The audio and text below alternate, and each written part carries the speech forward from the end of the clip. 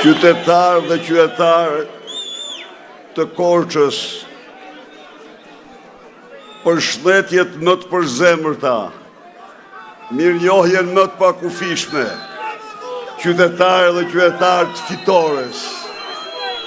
të fitores së shumë pritur, nga Korça, Devolli, Pogradeci, Erseka dhe mbar Shqipëria. Një përshëndetje të përzemërt kam unë sot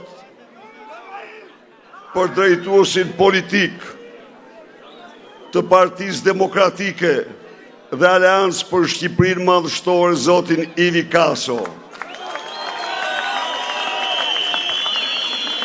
Për sekretarin e përgjithshëm të Partisë së Lirisë, aleat ndër më kryesorët në këtë aleancë, Tedi Blushi. Për përfaqësuesit tuaj, nesër në Kuvendin e Shqipërisë, kandidat të shkëlqyer të qytetarisë Korçës, Devollit, Pogradecit, Erseks dhe mbar Shqipërisë.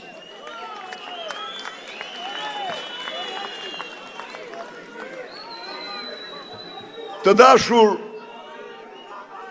qytetarë dhe qytetarë, 4 ditë në ndajnë nga një ditë e cila në të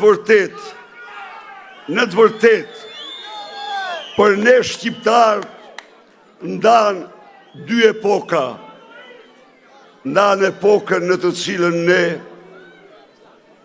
një popull i vuajtur në diktaturën në staliniste, në rrugën tonë të lirisë, patëm një aksident si asnjë kom tjetër.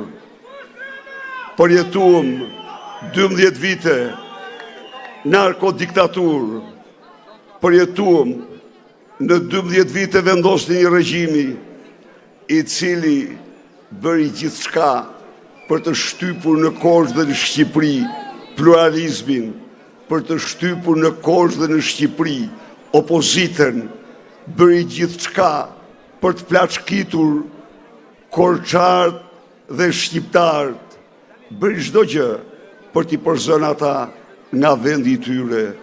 Miq, çdo korçar i mençur, dhe korçare që mbyll sytë dhe mendon këto 12 vite, do të gjejë se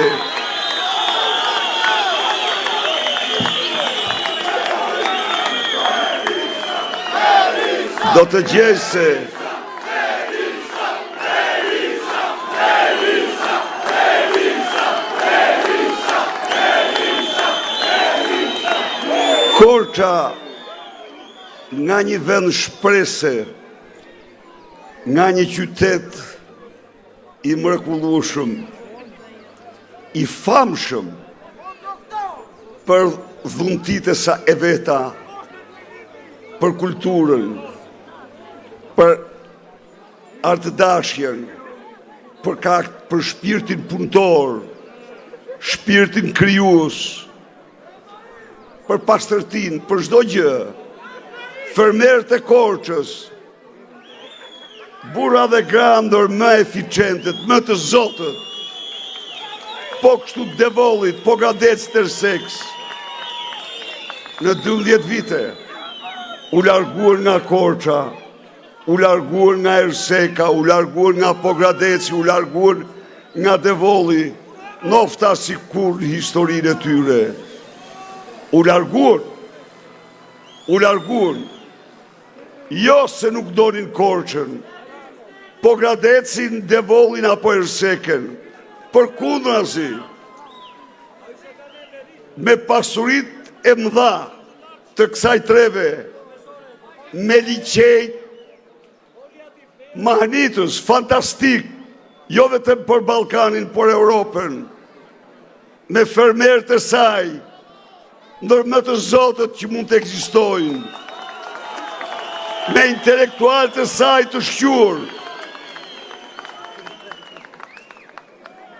me artistët, me këngëtarët, me shkrimtarët, me elitën e saj, Korça është vetëm për t'u admiruar, por ata u larguan, sepse nga vitin vit, rënja ekonomike u bë më e madhe, sepse nga vitin vit, çmimet u rritën, sepse nga vitin vit, vendet e punës u mbyllën, sepse sofra nuk kishte më për aq sa ishin anëtarët e familjes, nuk kishte ndante më, sepse prodhimet mbeteshin në fush, sepse të smurt nuk kishin më ilaçe për t'u mjekuar.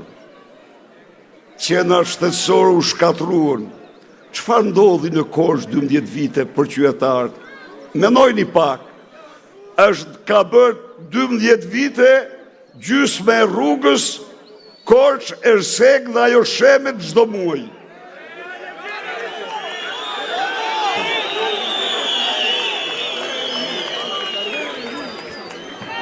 Çfarë ndodhi në Korçë? Rruga Qafë Ploç Quks ka 12 vite dhe s'duket kërkun. Çfarë ndodhi në Korçë? Shkollat u mbyllën njëra pas tjetrës.